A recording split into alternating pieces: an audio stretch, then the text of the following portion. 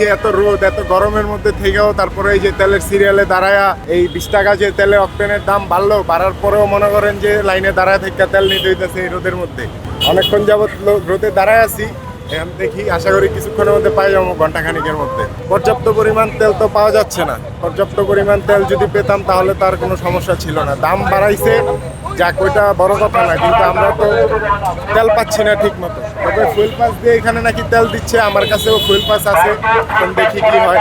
Fuel pass ছাড়া তেল দিচ্ছে না। আসলে কি ফুয়েল পাসটা দিয়া সবার কিন্তু মোটামুটি যারা ঢাকা মেট্রো এরা সবাই পাচ্ছে, কিন্তু অনেকে পাচ্ছে না। যাদের ফুয়েল পাসটা নাই তারা কি করবে?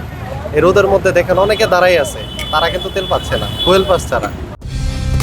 কালার এক্সপার্ট, জর্জ স্যাপ এবং মাইল্ড অন হ্যান্ডস টেকনোলজি সমৃদ্ধ অরিক্স ক্রিস্টাল ওয়াশ আপনার লন্ড্রি এক্সপার্ট। আমি মনে করি যে ফুয়েল পাসটা কেমন যেন একটু হয়ে গেল, ঠিক আছে। তারপরও দাম যেহেতু সরকার বলছে যে সংকট নাই, দামও বৃদ্ধি করলো, আসলে এটা ঠিক হয় নাই। ফুয়েল পাসে আপনার 1200 টাকা সম্ভবত দিচ্ছে, আর ফুয়েল পাস ছাড়া তাদের কিন্তু দিচ্ছে না, মাইকিং করে বলে দিচ্ছে অলরেডি তাদের দিচ্ছে না।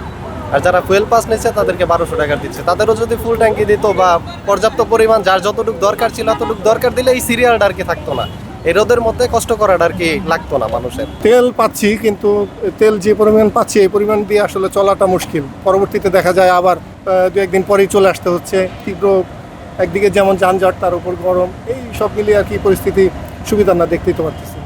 হয়রানির তো শেষ নাই। এই যে সকাল থেকে দাঁড়ানো লাগে রোদ্রের মধ্যে, গায়ে অস্থির অবস্থা। তারপরেও পরিমাণ মতো ইচ্ছা মতো পাই না। এই গেলে দিবে 500 টাকার মানে ফুল ট্যাঙ্কি দিচ্ছে না। এই অবস্থার ভিতরে চলতেছে।